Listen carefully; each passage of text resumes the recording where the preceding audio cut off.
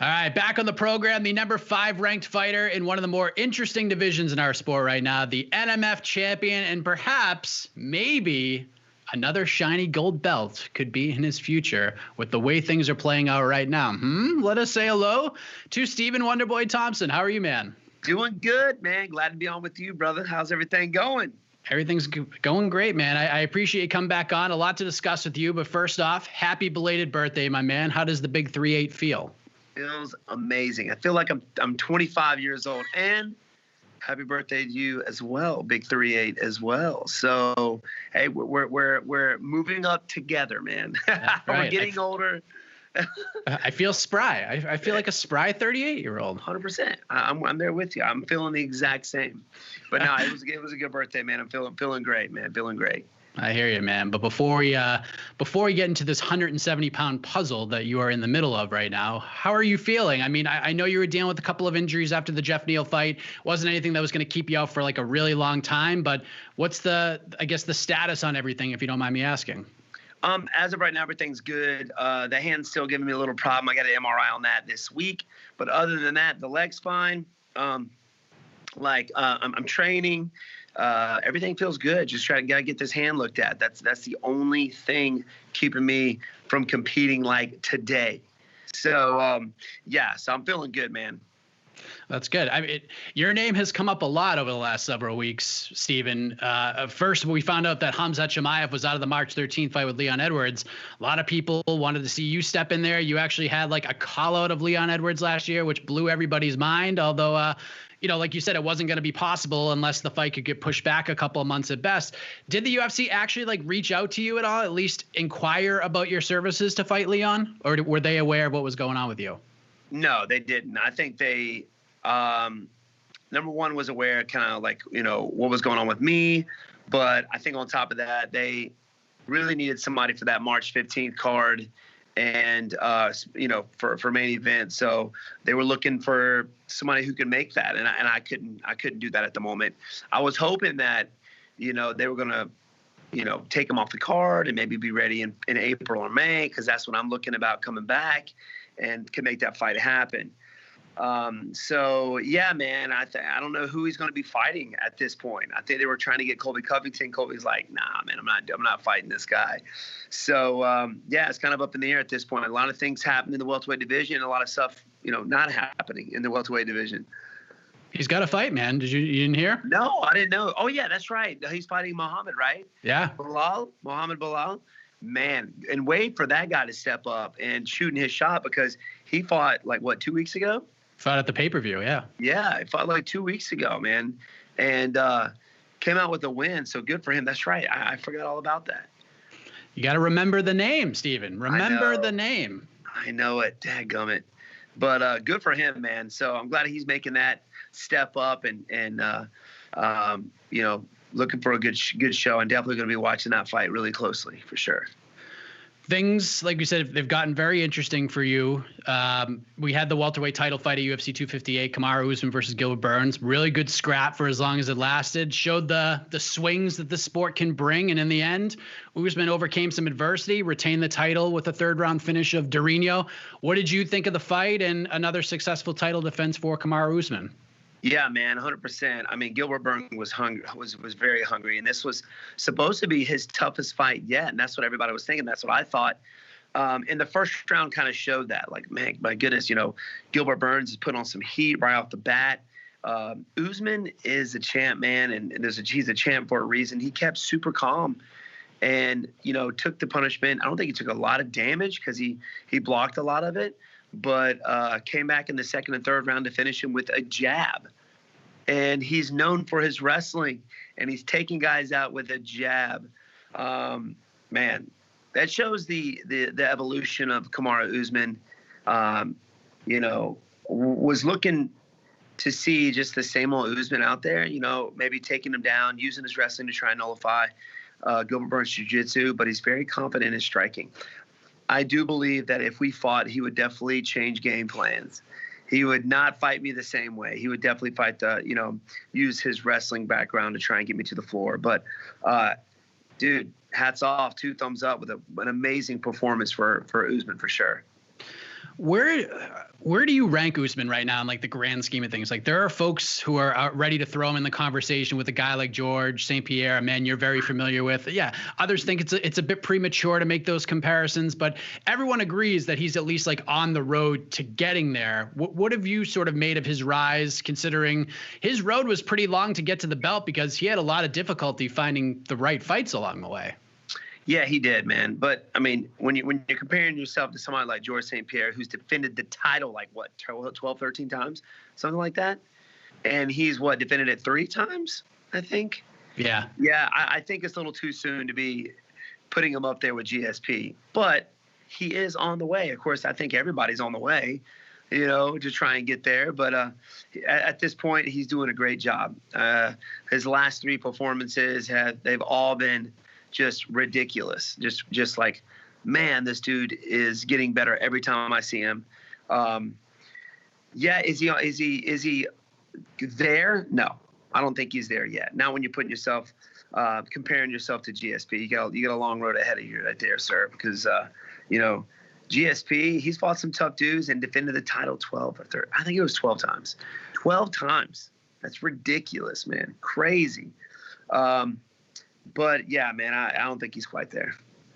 Yeah, GSP's run is ridiculous. I think it was he had actually like 9 title defenses and then 11 or 12 title wins, something in that realm. It's just the guy's crazy. A winner.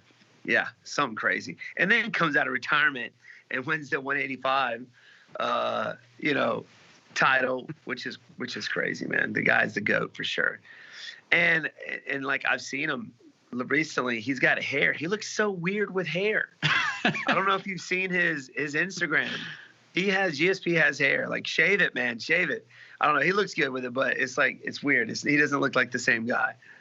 Yeah, he looks like a lot thinner now too, but not like he's leaned up. In shape though, like an in shape. Oh yeah. He's doing a lot of he's like into the fasting thing. Like he went on like a 3-day water fast. He does the cold baths, which I've seen heard about a lot of people say there's a lot of benefits to that, doing the cold baths, cold showers for like so many days or something like that. Of course, the guy's always been a nut. I would go up there and, be involved with his training camps, and he would go to these spas in the middle of winter. I mean, snow outside. He's outside in a cold bath, like a 50-degree cold bath. And it's just like, no. I stuck my toe in there. I was like, no, there's no way. There's no way I'm doing this right now. I'll catch you guys on the inside. But he would be out there, man, in full-out snow in a cold bath. I'm like, you're nuts, man. So he's a wild. I know. He is a wild male. There's no way I can do that. So he's a different breed for sure. Absolutely. So after Usman wins, he does something champions don't normally do. He has a name in mind. He calls out Jorge Masvidal, and of course they met in July. Usman got the win, defended his title. It was a short notice fight, and you were on the show talking about how you were a Masvidal fan heading into that fight because old Gamebred, the old BMF champ, called out, said the NMF champion, if I win the belt, I want to run it back with that guy. So as you're watching the end of UFC 258, Usman retains the title and he calls out Masvidal. What were you thinking? I was like, okay, for one, I was like, the guy, his last fight was you. Masvidal's last fight, I believe, was Kamaru Usman, right? It was, yeah. Yeah. So it just doesn't make sense for the guy to fight him again. He clearly lost. That was short notice. But I just think that Kamaru Usman knows. I mean, it's smart. It's smart for him. He knows he can beat him, and for a high pay, and it's a big name. There is beef there, so it makes sense on his part. But as a fan, and as a fighter, and as somebody who's been at the top of the game and tried to get title fights, it doesn't make sense for the UFC to make that. As a fan, it doesn't make sense for that to happen. Fight somebody you haven't fought yet. You beat pretty much everybody except for one, me in the top 5. That's it. Of course, you got Michael Chiesa, who's ranked number 6. He haven't fought Michael Chiesa either. But, man, keep on going down the line. Go down the line. You beat everybody up here. Who's next? There's this guy. So, I think a bigger fight would be, I don't know, man, would be like Georges Masvidal, Leon Edwards. I think Masvidal has beef with everybody at this point, except for me. But that would be a big card too, a big fight. Him and Leon Edwards. We just saw that fight happen with him in Usman, so it doesn't make sense for it to happen again. So yeah, not even Colby Covington. Who was his last fight? Was it Usman? It was Woodley. It was Woodley. That's right. That's right. It was Woodley. I think Woodley's got a fight against Vicente Luque, who I fought a year ago. So man, all these guys got fights except for me, man. So hopefully, I'm trying to get that title fight. Like, come on, Usman. Come on, man. Fight somebody you hadn't fought yet. This sport, I mean, I actually, coming out of that event, I mean, obviously Usman was the big winner. Julian Marquez, trying to get the date with Miley was a big winner. And then Anthony Hernandez was a big winner. But I thought Masvidal was a big winner coming out of that. I thought you were a big winner coming out of that. I thought Colby Covington was probably the biggest loser coming out of that event because he was supposed to fight Masvidal. It was all like right there. And all that's kind of taken away. And this sport is a very interesting world, as you've seen throughout your career. While things seem so simple on paper, there's more than meets the eye behind the scenes. And it seemed as if all signs were pointing towards this Usman Masvidal thing taking off right away. They were talking about maybe the summer, possibly coaching the Ultimate Fighter. And then last week, we see Usman come out and say, I'm not feeling generous anymore. Anybody can get it. So as the one guy in the top 5, Stephen, who hasn't fought Kamaru Usman, that tweet must have been like music to, like, I guess, your eyes, was it not? It was music to everything because I was saying it out loud. I was reading that tweet out loud to my eyes, my ears, everything. Yeah, it was super cool to actually see Usman say that anybody can get it. So that leads me to believe that I have a possibility to make this thing happen. So doing interviews like you, staying active on social media could definitely possibly help get the fans behind it, because at this point, if the fans love it, the UFC, kind of gets behind it. So as of right now, I'm seeing a lot of people saying that I should be fighting for the title shot. I should be facing Usman at this point. But you never know, man. So I'm staying in shape. I'm working out. Got to get this hand looked at, obviously. And, hopefully we can make this thing happen. I think it would be an awesome fight. And Usman even said it. I think his toughest fight would be somebody like me, with just to hard prepare for, a difficult read. One of the, I'm the third best in the division with takedown defense. So I think it would just be a fun fight. I like it because I think it would be a fun fight. Number one, obviously fighting for the title again, but two, I like Usman. I think he's a great guy, good champion, and really, and it's just the time to really test my abilities against somebody at that level who is the best. Even it was funny, like even after the event, when we did like our live stream, the post-fight coverage, I mean, tons of comments, Usman versus Wonderboy. So you're seeing the support. That's got to make you feel pretty damn good right now, does it not? Oh yeah, 100%, man. It all puts smiles on my face. Like, my dad's reading everything. Obviously, he's reading every interview out there. Every tweet, he's looking back at my picture. It's like, everybody wants it. They want to see you fight, man. Let's make it happen. Let's go. And he's like, my dad's an old school guy. You need to get on there and you need to call him out. You gotta be a little bit more aggressive, Wonderboy. I'm like, Dad, I'm not that way. Like, chill, chill. But it's good, man. I know that he's excited. I'm excited, just in the fact that there's still a possibility that I could go out there and fight for the title, and fans are wanting to see it. People know that I can give them a hard time. Anybody in my weight class a hard time. There's a lot of people out there not calling my name. They're not talking about me, not wanting to, face me. There hasn't been a whole lot of talk about me at this point, even though I'm ranked number 5 to those guys, because they know I'm a threat. They know I'm a threat. Would you do the Ultimate Fighter if they offered that to you? I think it would be cool. I think it would be fun. The NMF, I don't know if the people running it would think it would be good, because I mean, I'm not going to sit there and talk crap about anybody, but I think it would be fun. I don't know how exciting it would be, because normally you see the two coaches just hate each other, right? And I don't know if I could do that. Like, I'm not good at talking crap. I'm not good at it. That's one of the reasons that I don't do it. I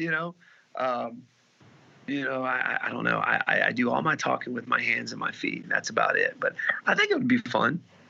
Yeah, it's a new era of the Ultimate Fighter. Why not change things up a little bit? Change it up and see if the NMF can go out there and have a good time with it, right?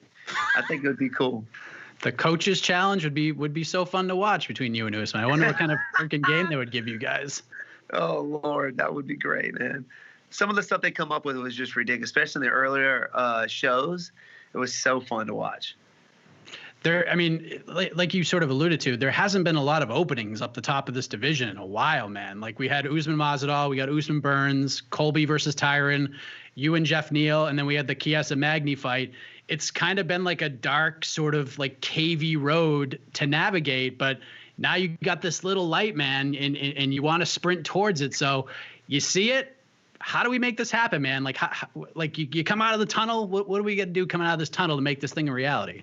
That's the thing, is just keep people talking about it. You know, if I'm staying silent, people will forget about it and somebody else will jump in there. So at this point, doing things like I said with you, doing these interviews and staying active on social media and trying to make this just keep the fans wanting the fight.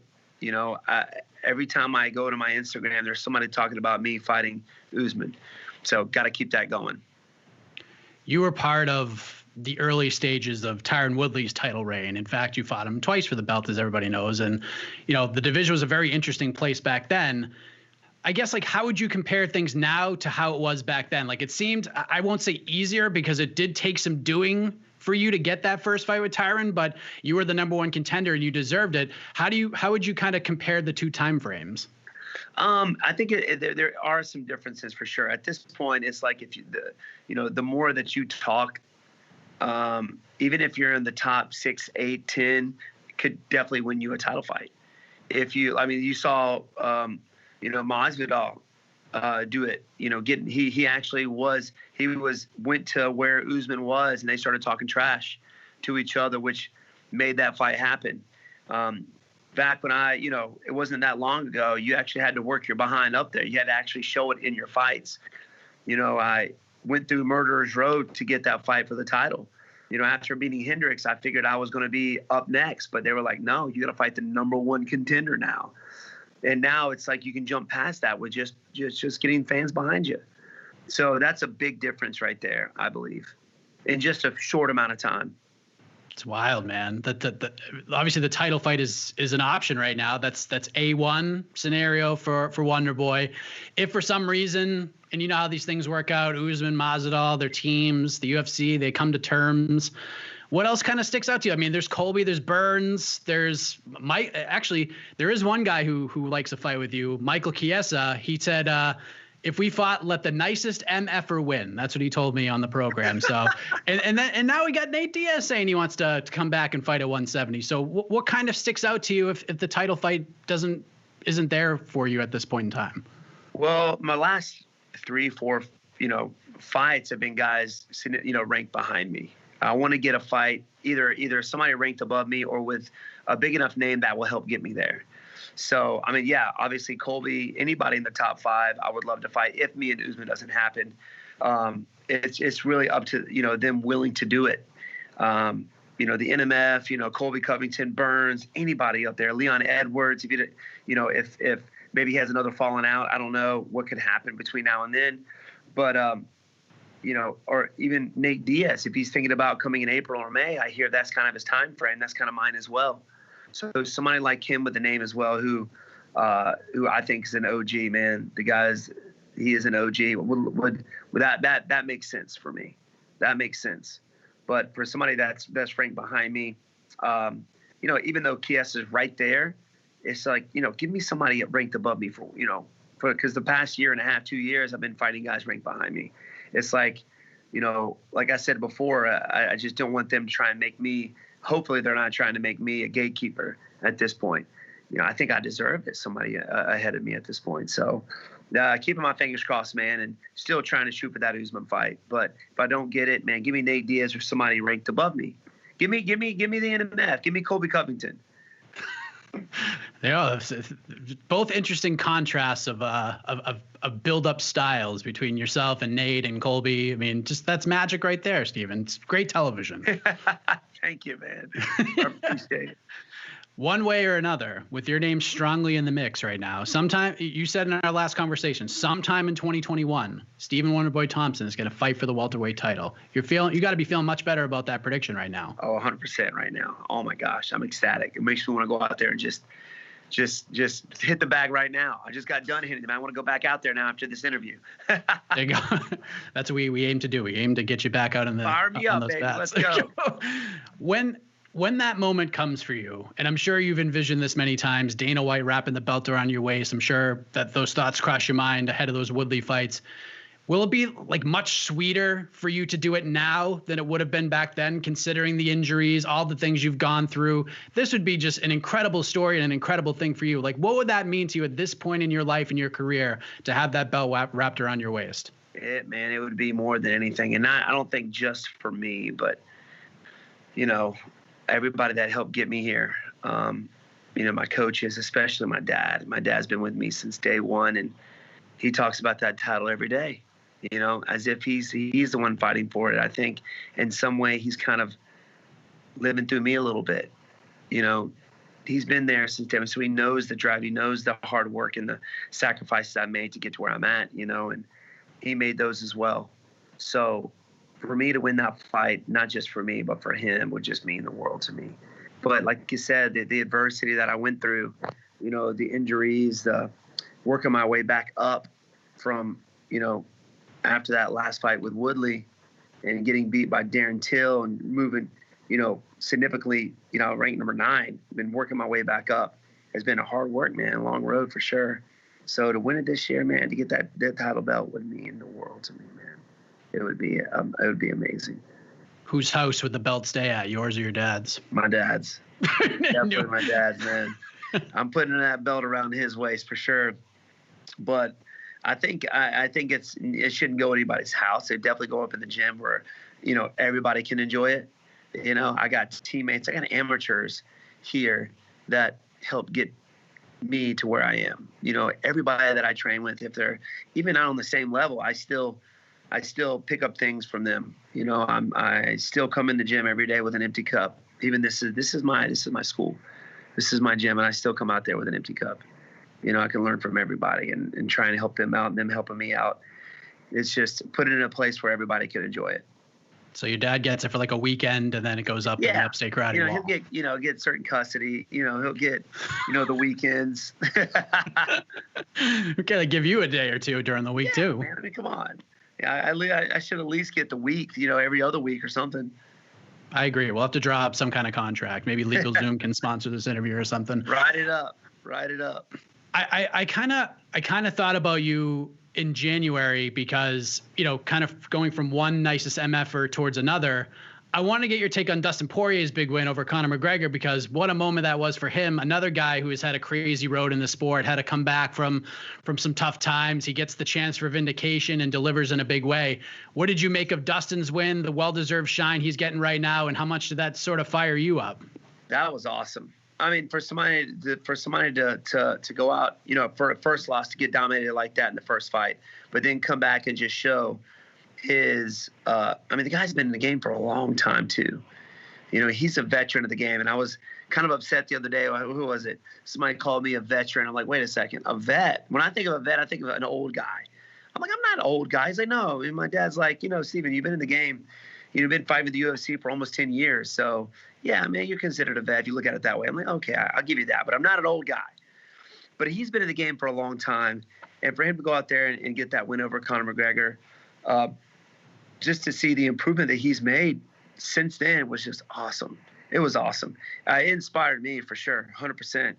But, Conor won one, Dustin won one. You gotta do a tree. You gotta do a trio, right? You gotta, best 2 out of 3 wins. So I think they should make that happen again. I think that's the talk at this point. But yeah, man, I was super proud of him. Super proud of Dustin Poirier. Yeah, that seems to be the front runner right now for certain. We'll see how that all plays out. But you are remaining busy at the school. Your YouTube channel is a lot of fun.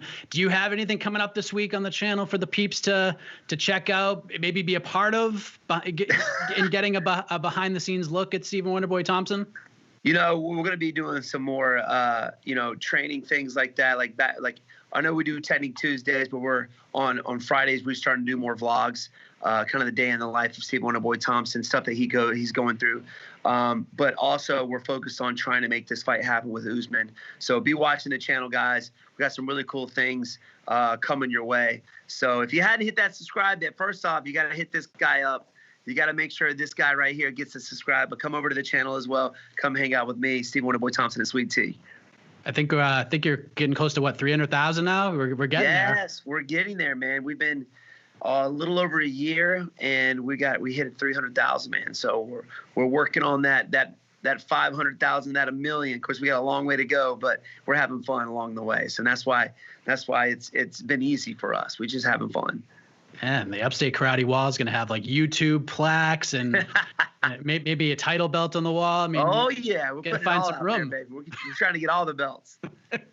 There you go. Well, you are the man, Stephen. It's always a pleasure to be on the other side of these conversations with you. It means a lot. Very giving with your time, and wishing you the best, my man. What a story it would be to see you get in there and get that title shot against Kamaru Usman, and I'm rooting for you. Thanks again, man. We'll talk soon. Anytime, my friend. Always a pleasure, and we'll talk soon.